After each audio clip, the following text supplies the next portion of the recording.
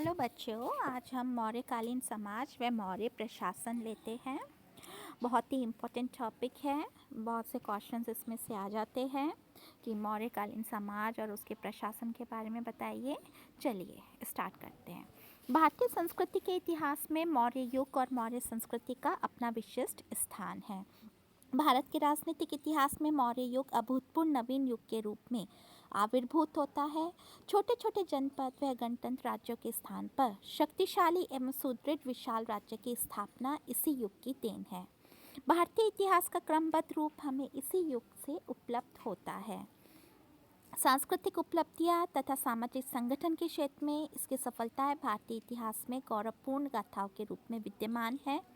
सुदूर व्यापिनी साम्राज्य सीमाएं और सुसंगठित शासन व्यवस्था मौर्य प्रशासन की अति उल्लेखनीय सफलताएं मानी जा सकती है।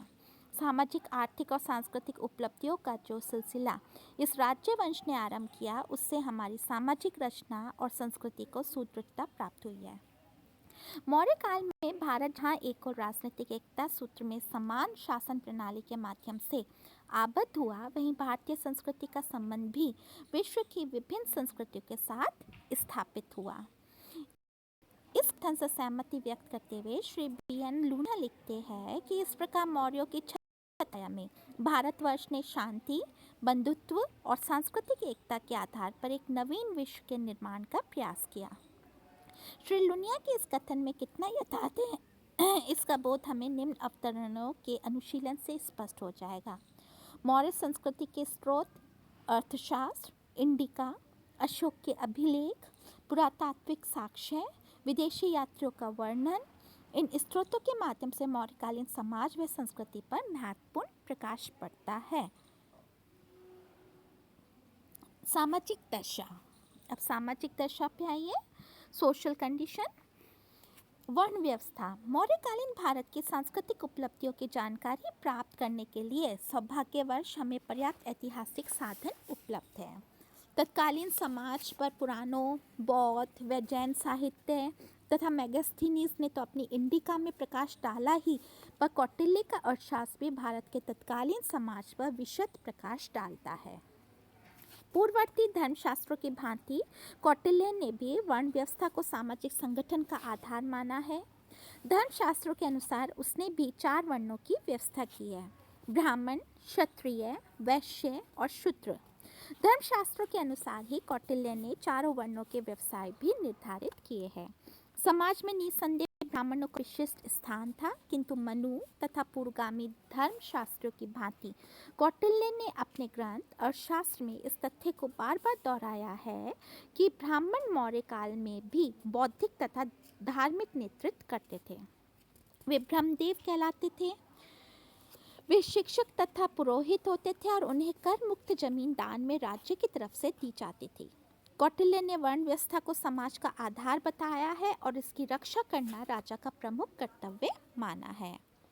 समाज में ब्राह्मणों को समाज का बौद्धिक और धार्मिक नेतृत्व प्रदान किया गया था। मेगास्थनीज ने लिखा है कि ब्राह्मण यज्ञ कराते थे और उसी प्रकार क्षत्रियों का भी सम्मान था। जैन व बौद्ध धर्म के प्रसार से भी क्षत्रिय वर्ग के सम्मान पर कोई आंच नहीं आई थी, परंतु पुराणों में शूद्र का स्थान बहुत नीचा दिया गया था। कौटिल्य ने उन्हें केवल शिल्प कला व 3 वर्णों की सेवा व्यवसाय ही निर्धारित किए थे। सहायक के रूप में वैश्य को कृषि कार्य व पशुपालन में सहयोग दे सकते थे। वर्ण अब कर्म के आधार पर मान्य न होकर जन्म के आधार पर मान्य हो गए थे। इस कारण इस काल में वर्ण व्यवस्था जटिलता एवं कठोरता की ओर अग्रसर हो भी प्रचलित थी। कौटिल्य ने अपने अर्थशास्त्र में शूद्र को आर्य कहा है तथा उसे म्लेच्छ से भिन्न माना है। आर्य शब्द का प्रयोग शूद्र के सामाजिक स्तर को उठाने में महत्वपूर्ण सहायक सिद्ध हुआ है। आर्य शूद्र को दास नहीं बनाया जा सकता था। इसके अलावा कौटिल्य ने 15 वर्ण संकर जातियों का भी उल्लेख किया है। इन्हें अंतवासीन कहा गया है। इनकी उत्पत्ति अनुलोम और प्रतिलोम विवाहों के कारण हुई। इन जातियों में प्रमुख अंबस्ट, निषाद, पार्श्व, रथकार, वैद्यक, मागध, सूत, चांडाल, श्वायक इत्यादि है। चांडालों और श्रायकों को अछूत माना जाता था तथा उन्हें बस्तियों से बाहर शमशान के समीप रखा जाता था। प्रथम 3 वर्णों को द्विज की श्रेणी में रखा गया था। सामूहिक रूप से यह वर्ग विशेष अधिकार प्राप्त था। क्षत्रिय पुनः अपने पुरातन गौरव को प्राप्त कर चुके थे। मेगस्थीन 7 जातियों वे हैं दार्शनिक, किसान, ग्वाल, कारीगर, सैनिक, गुप्तचर तथा अमात्य। पर मेगस्थनीज का यह जाति विभाजन सर्वथा त्रुटिपूर्ण लगता है। इस विभाजन से ऐसा प्रतीत होता है कि उसे वर्ण तथा जाति का अंतर स्पष्ट मालूम नहीं था। दार्शनिकों को भी उसने 2 श्रेणियों में विभक्त किया है, ब्राह्मण और श्रमण। ब्राह्मण 37 वर्ष तक ब्रह्मचार्य का पालन कर गृहस्थाश्रम में प्रवेश कर सकते थे। श्रमणों को पुनः 2 श्रेणियों में विभक्त किया गया। प्रथम श्रेणी में वे आते थे जो वन में रहते थे तथा कंदमूल खाकर अपना जीवन व्यतीत करते थे। दूसरी श्रेणी में के श्रमण वे होते थे जो आयुर्वेद में दक्ष होते थे तथा समाज में सम्मानित रहते थे। इस प्रकार स्पष्ट है कि मेगस्थनीज के श्रमण ब्राह्मणों से मेल अधिक खाते थे और जैन व बौद्ध श्रमणों से नहीं। यूनानी लेखकों के अनुसार मौर्य काल में भी ब्राह्मण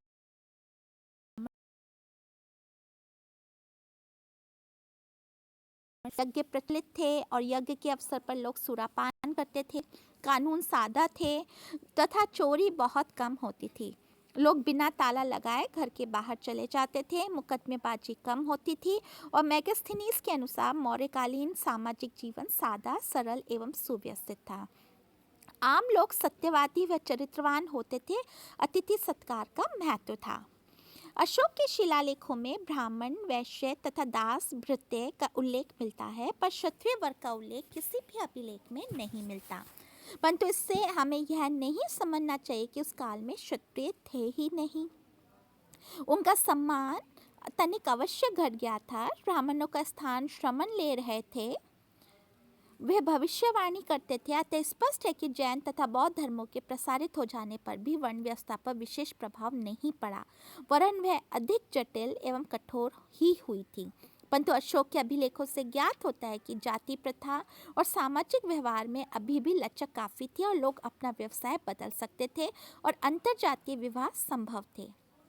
धर्मशास्त्रों के अनुसार कौटिल्य ने 4 वर्णों के व्यवसाय निर्धारित किए हैं, किंतु शूद्र को शिल्पकला और सेवानिवृत्ति के अलावा कृषि, पशुपालन और वाणिज्य से आजीविका चलाने की अनुमति दे दी थी। निश्चित है कि इस व्यवस्था से शूद्र की आर्थिक अवस्था पर प्रभाव पड़ा होगा और उसके जीवन स्तर में भी परिवर्तन आया होगा। चलिए, विवाह तथा स्त्रियां। मेगस्थनीज के वर्णन से ज्ञात होता है कि मौर्य काल में बहुविवाह प्रथा विद्यमान थी। वह लिखता है कि वह बहुत सी स्त्रियों से विवाह करते थे। विवाहित स्त्रियों के अलावा अनेक स्त्रियों को आमोद प्रमोद के लिए भी घर में रखा जाता था। कौटिल्य के अर्थशास्त्र से इस बात की पुष्टि होती है। वह लिखता है कि पुरुष कितनी ही स्त्रियों से विवाह कर सकता है, स्त्रियां संतान उत्पन्न करने के लिए ही है। परंतु इस काल में भी विवाह संस्था शास्त्रीय नियमों और प्रथाओं से मर्यादित थी। यद्यपि इसमें कुछ अपवाद भी हो जाते थे। विवाह उस काल में 8 प्रकार के प्रचलित थे: ब्रह्म, प्रजापत्य, आर्ष, देव, असुर, गांधर्व, राक्षस तथा पैशाच। प्रथम 4 विवाह धर्म सम्मत माने जाते थे तथा अंत के 4 विवाह अधार्मिक। विवाह प्राय अपने वर्ग व जाति में ही होते थे, किंतु अस्वर्ण और अंतरजातीय विवाह भी असंभव थे। कुछ जातियां शाक्य, मौर्य आदि में सगोत्र विवाह भी होते थे और विवाह की आयु कन्या के लिए 12 वर्ष तथा वर के लिए 16 वर्ष निर्धारित थी। डॉक्टर अल्तेकर का कहना है कि मौर्य युग तक साधारणतया 14-15 वर्ष की उम्र में कन्या का विवाह कर दिया जाता था। इस युग में दहेज प्रथा का प्रचलन था। हालांकि इस प्रकार के विवाह निंदनीय अवश्य समझे जाते थे और इस काल में स्त्री व पुरुष दोनों को ही पुनर्विवाह करने का अधिकार था। प्रथम स्त्री से संतान उत्पन्न न होने पर पुरुष दूसरा विवाह कर सकता था। कौटिल्य ने विवाह को एक